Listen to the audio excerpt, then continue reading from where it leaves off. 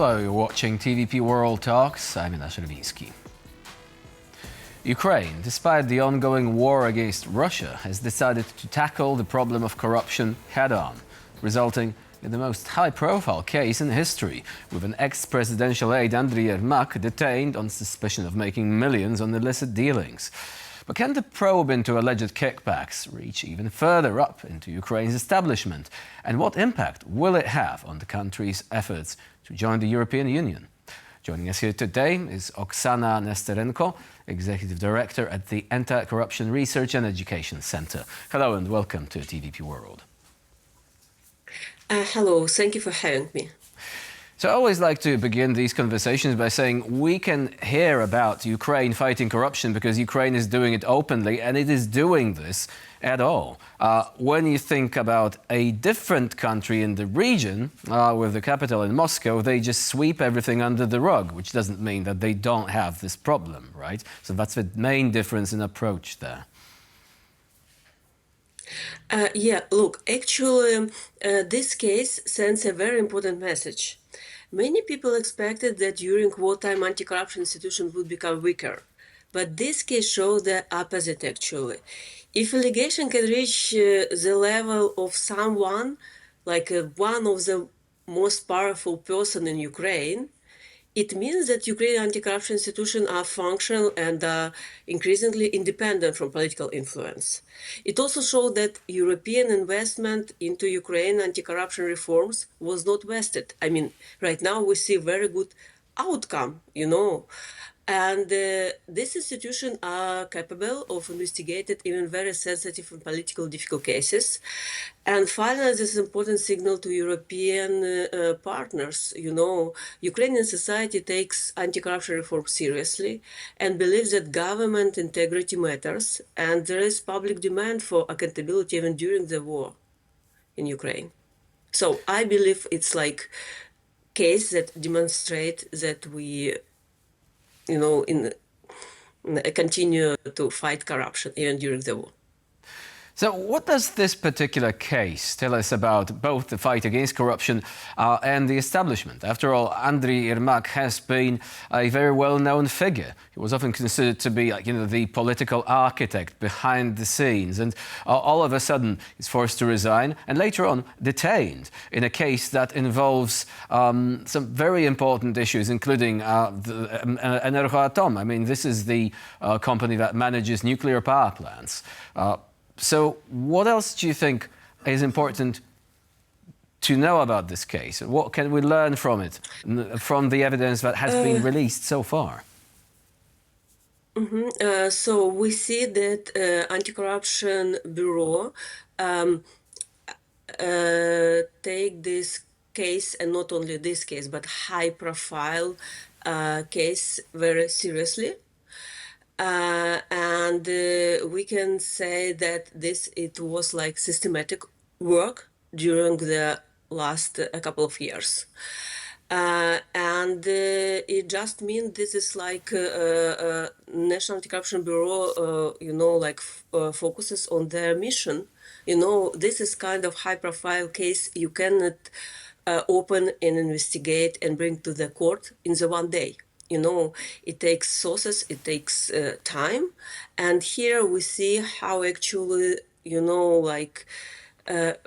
how seriously and how long time it can takes to actually to bring very powerful people to accountability. But it also shows that actually Ukraine is doing well during even wartime to punish people who are responsible for corruption in Ukraine. So do you think that there is going to be enough evidence, especially, from both witnesses and the suspects, given that some of them, unfortunately, have managed to escape, including Timur Mindic, who is now, I believe, in Israel, and it's probably going to be difficult to get him back. But on the other hand, Andriy Yermak, obviously, he was detained, so he is there. And this is a very far-reaching probe. So do you think that there is enough momentum to bring this case to a successful conclusion?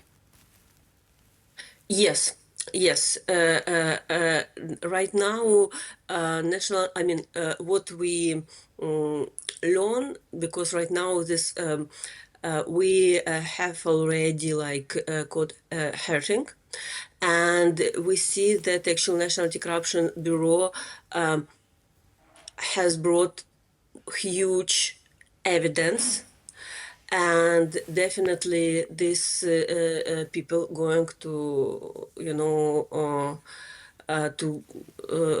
this case, I believe, is going to be the new successful anti-corruption bureau. Yeah. So there is also a question of transparency during wartime. Obviously, transparency is a much needed feature of any system in fighting corruption. But on the other hand, also there is a question of confidential data. I'm mentioning this because one of the companies involved in the broader investigation has been the company Firepoint. Now, there are allegations concerning basically awarding contracts for money that was passed under the table, so to say. But on the other hand, this company is very important for Ukraine's war effort. So how do you think the authorities will be able to strike a balance in this case? Here, actually, actual transparency and accountability is the most sensitive question during the wartime. It's definitely. But even right now, what we see and we discuss very, very openly in Ukraine, this corruption case, it shows some that we actually continue to keep the balance between transparency and accountability in Ukraine during the wartime. We, have still open databases, and Ukrainian activists and journalists can continue to do their work. That is why actually we also talk right now about the situation. But definitely we need to continue our legislation reform to bring more balance between, in transparency and accountability in security sector as well. And first of all, here we talk about National Security Service, and we still have a draft law in our parliament that should provide more parliament oversight for National Security Service, and actually more transparency in security sector as well. And that is a very difficult task, isn't it? Because the defense sector right now, it thrives on quick decision-making, right? So money passes hands much quicker, contracts are awarded faster. This has been a major feature of the Ukrainian army, that it has been able to respond to challenges very quickly, as opposed to basically being stuck in procurement processes like, we can see in Western countries, which can last for months and if not years. But as you mentioned, this also puts an additional strain on the authorities tasked with monitoring these transactions, right? Because they are taking place much more rapidly than would have been the case during peacetime.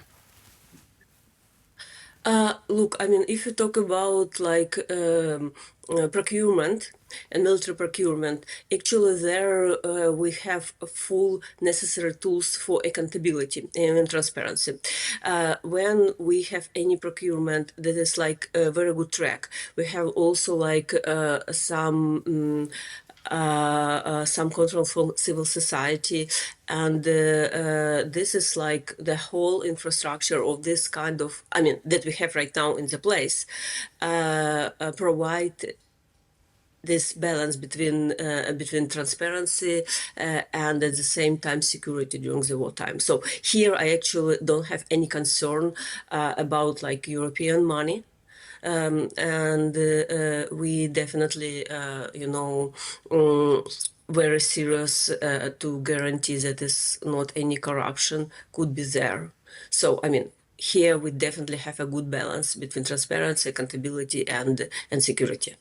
Speaking of European money, do you think that the current investigation may actually go on to strengthen the confidence of European partners in Ukraine, because they can see that the investigation is now in place, that the probe is bringing results, evidence is being collected. So despite the massive challenges associated with the war going on, Ukraine is fighting corruption and is not really afraid of even, tackling people from the very top. The members of the president's inner circle, as is being reported, like Mr. Yermak, for example. Yes, indeed. I believe this case, like how I mentioned before, this institution are capable of investigating in very sensitive and politically difficult cases. And it is important signal to Ukrainians, European partners and US as well that Ukrainian society takes seriously anti-corruption reform. And it means that, yes, Ukraine is like European country that has a very effective national anti-corruption institution that can handle effectively and efficiently high-profile cases, and it should build real trust between Ukraine and European Union. I mean, we can investigate, we can watch, we can control corruption because any country has corruption cases with high-profile people, yes. And the point is how you can manage this. If you can investigate and, and everyone who commit this kind of crime go to the prison or not. So, and right now Ukraine shows examples that, yes, we can do this. So we in the moment when Ukraine finally show that we have the strong institutions that have high level independency from political influence. Oksana Nesterenko was our guest today here on TVP World. Thank you very much for joining us and for sharing your insight. Yeah, thank you. And I'm Jonasz Rewiński. You're watching TVP World. Please stay with us for more latest news, updates and commentary.